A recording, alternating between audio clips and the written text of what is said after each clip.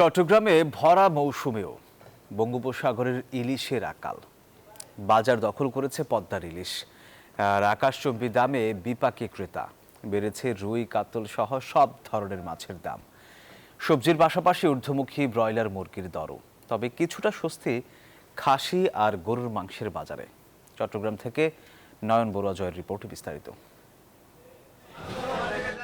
চট্টগ্রামের বাজারে ইলিশের সরবরাহ থাকলেও দর ছড়া 1 কেজি ওজনের ইলিশ বিক্রি হচ্ছে 2300 থেকে 2400 টাকায়। 1 কেজির বেশি হলে দাম হাঁকানো হচ্ছে 3000 টাকা। ক্রেতাদের অভিযোগ, ইচ্ছে থাকলেও দর ছড়া হওয়ায় ইলিশ কেনার সাধ্য নেই তাদের।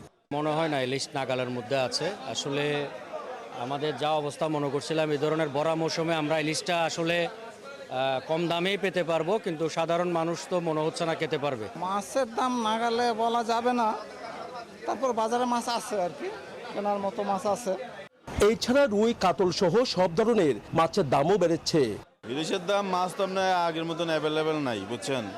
তাহলে একটু মাছ একটু চড়া, মানে মাছ আগের দাম মাছ পড়বে, মাছ দাম কমবে আর কি। আসলে ইলিশ সবার প্রিয় একটি মাছ, তো যারা সাধ্যের মধ্যে বাজার করে, যাদের ক্রয় ক্ষমতার মধ্যে, তারা আসলে ইলিশ মাছ কিনে খেতে পারছে না।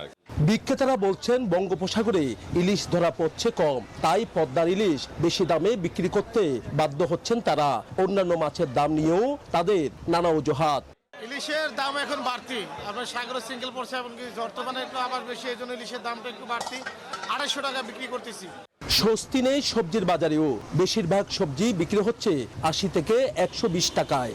স্ট্রেট ডাবল অবশ্যই। বেগুন যদি আপনার 40-50 হয়, মোটামুটি মধ্যবিত্ত যা উচ্চ মধ্যবিত্ত ওদের জন্য ক্রয় ক্ষমতার মধ্যে পড়ে, বাট এখন যে অবস্থা দেখতেছে চুমাচ।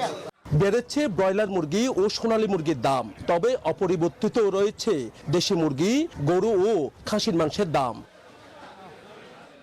নয়ন বড়ুয়া জয়, নিউজ 24, চট্টগ্রাম।